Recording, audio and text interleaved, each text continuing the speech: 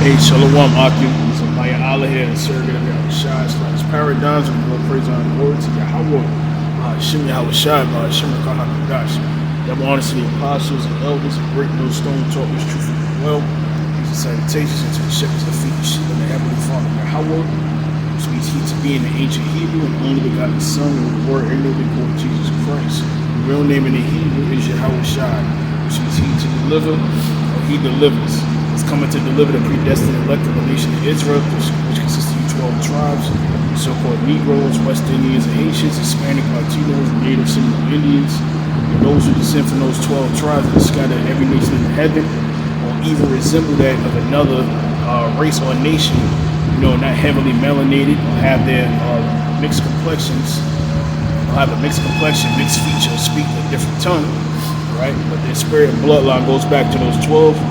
Okay, that's when the Lord himself, the Son is coming to save, Yahawashi, Hamashiach, okay, and to the sincere, Akim and Akwakim, which means brothers and sisters, to you, this is Shalom, this is a real quick video, okay, going into, whoa, okay, 3 world wars, and us being in these last days, World War III, the final one. And it cannot be avoided, and we're in that time as well, amongst every other thing that's coming to pass as we speak, which are the final prophecies. Okay, the MOTB, which is the MARK, the CHIP, the RFID. Okay, the economic collapses that's happening around the world, the fires that are happening around the world, which was prophesied. Okay, tens of thousands of fires. All right. But this is going to be the end-all, be-all, that nuclear fire, okay? This is the Lord's weapon of indignation against the nations, and of course against the great whore, Babylon the Great, which is here in America, all right? Where Judah and Israel, or from, were oppressed together, okay? So, get probably 1 or 2 scriptures and then closed out, all right?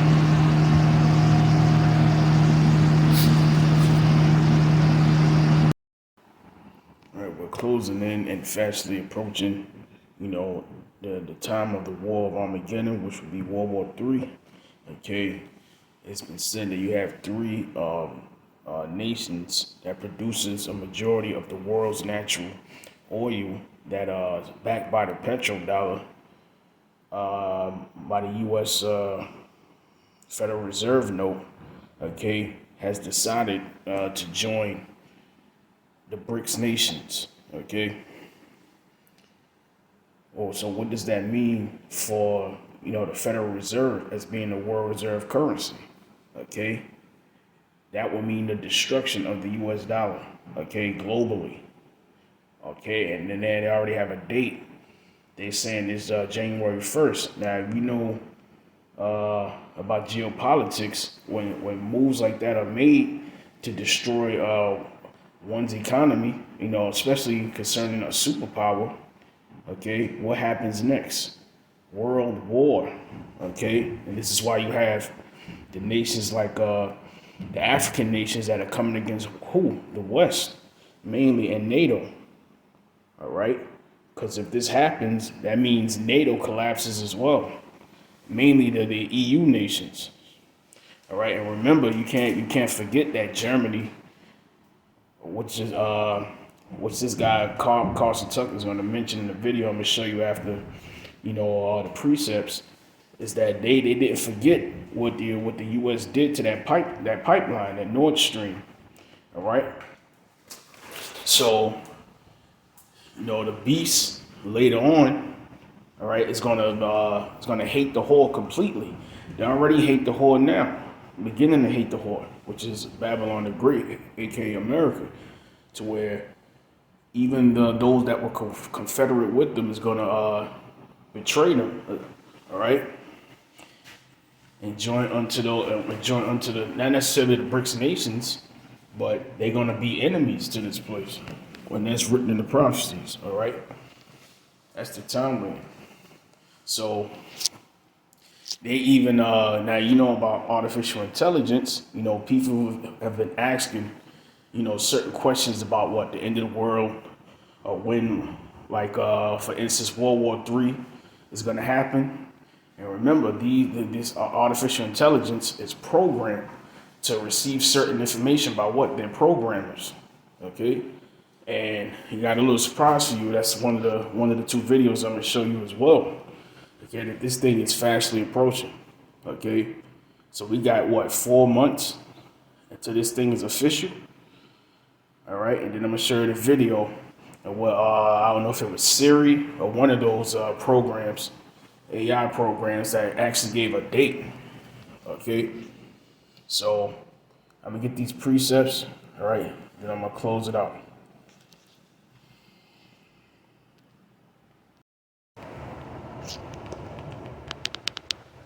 Some fucked up shit. Check this out. Alexa, when will World War III start? World War III will commence on March 1st, 2024, when the Chinese invade the United States from within by activating countless sleeper cells. This will be followed by full military invasion on both coasts by Russia and China. The attack will be devastating and incorporate weapons never before seen by mankind. Humanity as we know it will be forever changed and never return to its former glory as the Republic of China will rule going forth.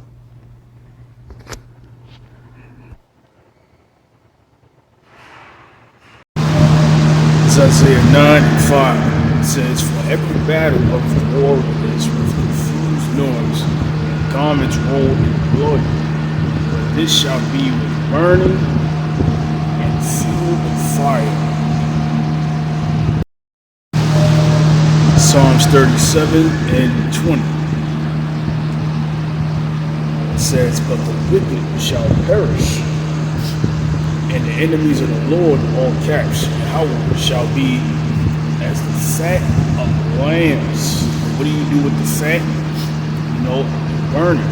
Okay, you're not supposed to eat the fat. And that's part of the Levitical law. Right? And it says, "They shall consume into smoke, shall they consume away." All right? Straight to the point. It all goes into Lucifer, pretty much, or the hammer of the earth, which is so evil. I'm gonna read this right here. It goes into the axe. All right, that goes into bricks and everything else, etc. It says, "Therefore shall the Lord of hosts, send among his fat ones," which is the fatness of the earth, which is Esau's blessing, "leanness, and under his glory he shall kindle a burning like the burning of a fire." All right, "And the light of Israel shall be for a fire, and his Holy One for a flame. It shall burn and devour his thorns and his briars or breeze in one day. It shall consume the glory of his forest and of his fruitful field, both soul and body." All right, this is the only time too when soul and body is going to be judged. Okay, at one time, because that's where the Lord and the angelic forces and that thin veil between the third dimension and the spirit world is going to be clear. All right, it's going to be very obvious. Okay, and it says, "And they shall be as when a standard bearer fainteth."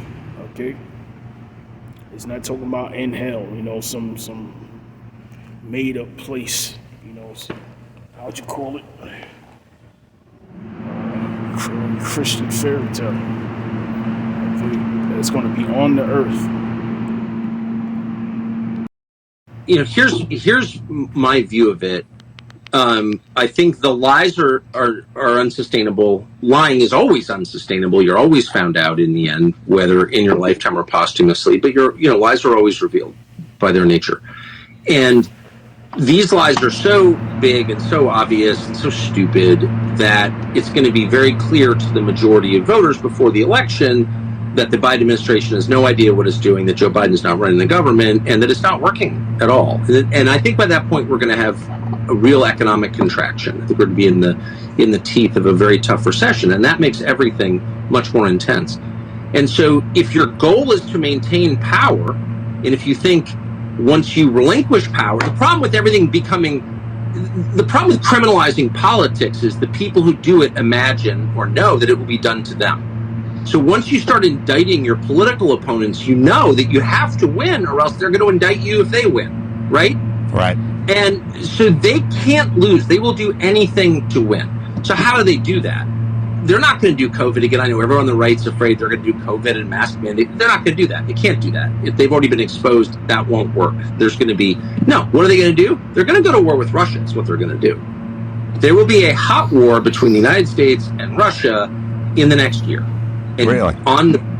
Yes, of course. They want it anyway. I don't think we'll win it, but that's a separate analysis. But I think as a political matter, they need to declare war footing in order to assume war powers in order to win. I believe that. And I think the evidence suggests that's true. So if you're worried about our politics getting like even more vicious than it already is, and people being hurt in our politics, which is entirely possible, you should be worried about the prospect of an open war. We're already at war with Russia, of course. We're funding their enemies. So we're fighting Russia, but I mean an open battle with Russia where we say we're at war with Russia. I think that could easily happen. I think we could Tonkin Gulf our way into it, where all of a sudden missiles land in Poland. The Russians did it. Our NATO allies been attacked. We're going to war. I could see that happening very easily. So if you're worried about that, you need to put as much pressure as you possibly can on the Republican-held Senate to force a peace, which can be done. The United States could force a peace in Ukraine tonight. We're funding one side. There is no Ukrainian army outside of NATO. If NATO withdrew its support for Ukraine, Ukraine would crumble in a day. So we are the only power in the world that can bring both sides to the table to force a peace, which will be unsatisfactory as all forced peaces are. Like each side will give more than it wants, but that's the only option. Otherwise, I would bet my house on it. We are going to war with Russia. And of course, the stakes are everything, our life on the planet. I mean, these are the two biggest nuclear arsenals in the world facing off against each other. So like, this is insane. They're insane. These are people who think men can become women, who believe that face masks save you from COVID. I mean, these are not rational people. Would they go to war with Russia? Of course they would. Again, they want to anyway. And I don't know why Republicans don't get this at all, but they don't seem to get it. And meanwhile, Republican leaders, and Mitch McConnell's senile too, so I don't even blame him, but all the stupid Republican senators and McCarthy in the House, I mean, it's pathetic. These people are all on board with the war against Russia. Why?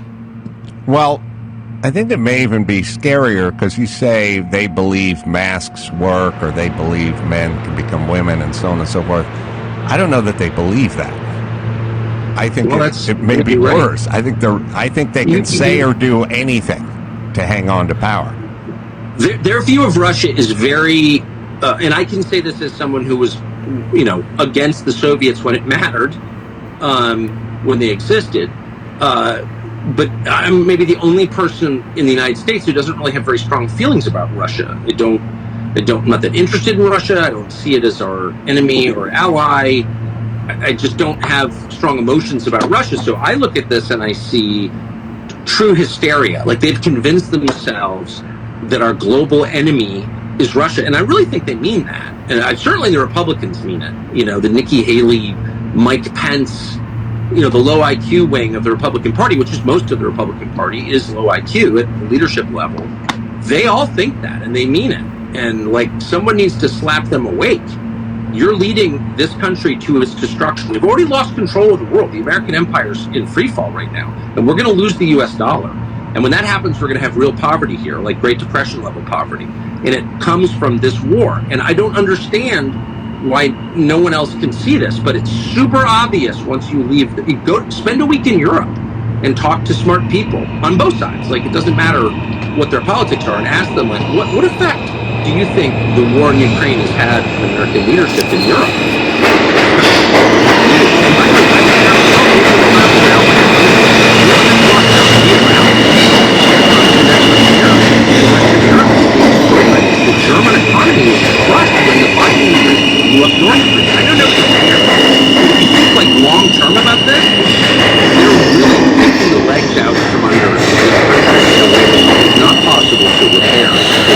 to